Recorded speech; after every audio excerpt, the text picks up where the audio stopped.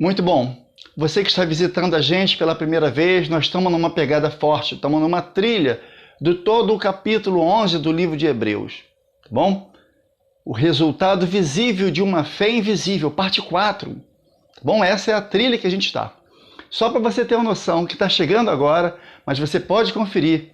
Olha, já falamos do sacrifício de Abel, do testemunho de Enoque, a confiança de Noé, a obediência de Abraão, a fidelidade de José, a determinação de Moisés, a ousadia de Josué, a coragem de Raabe, o heroísmo de Gideão. Ufa, cansei.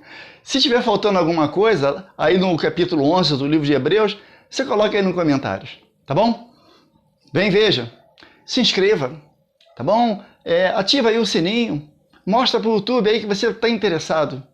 Olha, por favor, não saia daí. Assista até o fim. Tem algo muito bom nessa trilha. Deus vai falar com a gente. Não saia daí. Vem, veja. Tem um subtema. Vencendo guerras, enquanto aguardo a promessa. A carta de Hebreus, o seu autor, ele não apresenta nenhuma teoria sobre fé. Pelo contrário, fala sobre a vida de pessoas que, bem diferentes, em contextos outros, consideradas como testemunhos e que continuam falando conosco até os dias de hoje. Olha, o autor, ele não afirma também que esses que estão aqui nessa galeria, eles foram heróis da piedade da vida santa. A lista de realizações efetuadas pela fé, nas quais a vitória da fé foi manifestada até aquelas nas quais a fé acarretou sofrimento e aparente derrota. É isso, a gente precisa guerrear mesmo, e às vezes dói. Veja, outros, por sua vez, passaram pela prova de escárnios e açoites. Sim, até algumas privações, prisões, foram apedrejados, provados, cerrados pelo meio. A gente vai ver isso ali no versículo 35, 38. Ou seja, eles viram resposta para as promessas. E essas promessas, presta atenção, é no plural, mas é particular. Eu vou explicar. E eles experimentaram essas respostas ao longo do caminho.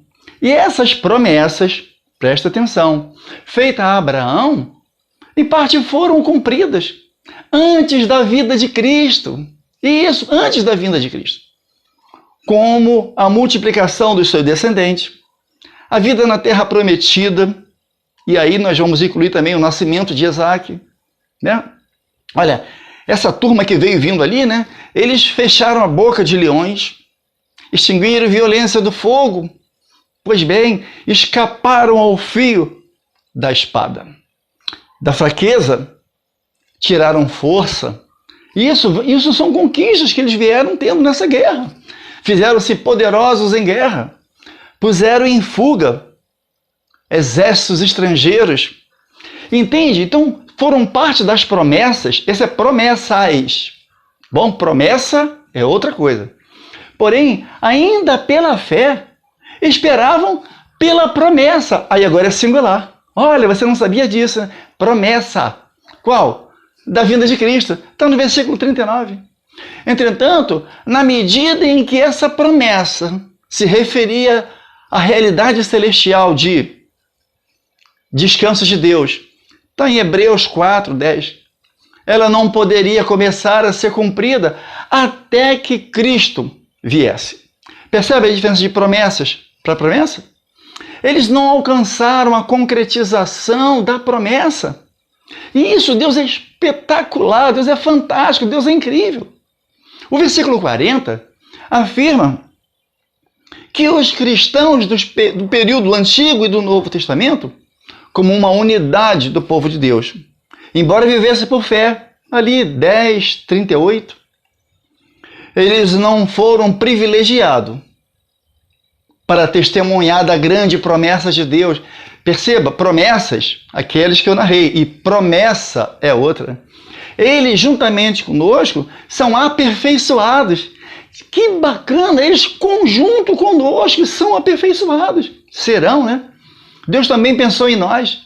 Nós fomos contados, nós fomos incluídos na sua promessa. Deus, é um Deus de inclusão. Isso somente se dará com a segunda vinda de Cristo. Então essa promessa, aqueles da galeria da fé não viram. Ah, pastor, professor, Deus não atende a minha oração. O que eu faço? Como assim? Não, vamos entender isso melhor. Tá bacana. Tem pessoas que dizem assim, olha, o que devo fazer quando estou enfrentando um grande problema? Eu oro a Deus, mas não recebo o que pedi. Será que simplesmente minha oração não foi atendida? A sensação que eu tenho, diz algumas pessoas, nesse caso, é que Deus ou não ouviu a minha oração ou virou as costas. Não, filho, presta atenção, veja uma coisa, veja, vamos aprender. Repare, há um acontecimento na vida do apóstolo Paulo que pode nos conduzir a uma reflexão bem interessante sobre orações não atendidas. Isso mesmo, né? Olha, a experiência do apóstolo Paulo em nada difere da sua, querido, nem da minha, meu amigo que está aí olhando aí esse canal. Só que no caso do apóstolo Paulo, aconteceu um fenômeno de suma importância. Você vai ver isso no 2 Coríntios 12, de 2 a 9. Sabe o que aconteceu de diferente? Deus explicou. Você não sabia disso? Deus explicou Paulo. Por que não ia atender? Professor, tem na Bíblia? Tem, versículo 9. E isso fez toda a diferença. Então ele me disse, olha, Paulo falando, então ele me disse, sim, Senhor, o Senhor verbalizou o apóstolo, deu a ele uma explicação audível para o fato de não ter atendido ao seu clamor. E isso tirou do coração de Paulo toda a angústia que sente a pessoa que ora, mas não é atendida. Com você e comigo, isso talvez não ocorra. Ninguém nos diz por que o nosso pedido ao Todo-Poderoso foi negado. Então eu penso, será se Deus não me ouviu? Será que os céus se fecharam para mim? Será que meus pecados impedem Deus de atender a minha oração? Não, filho. Será se o diabo está impedindo Deus de me atender? Foi assim com Paulo? Paulo estava nessa situação? Então não. Olha, não é desse jeito. Calma. Deus decidiu em sua soberania que simplesmente não ia atender a oração do apóstolo Paulo. Gente, pensa nisso. Não tem nada a ver com falta de fé, ação do diabo, pecado não confessado. Necessariamente não é assim.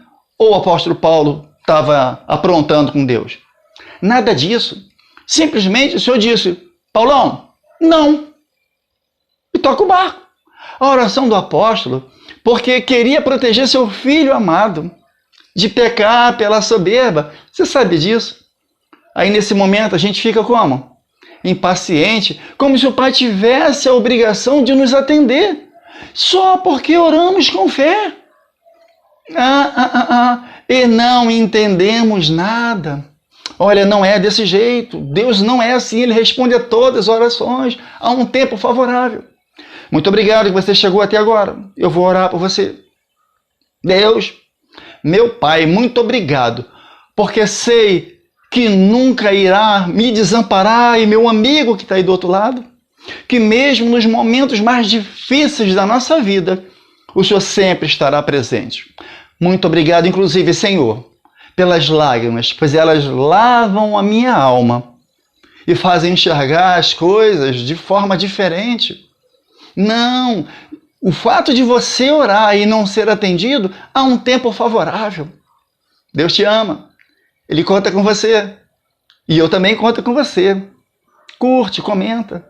Muito obrigado você ter estado conosco nessa trilha de fé. Todo o capítulo 11 de Hebreus nós estudamos e nós aprendemos. E olha, eu fui o melhor beneficiado. Tá bom? Muito obrigado e Deus te abençoe.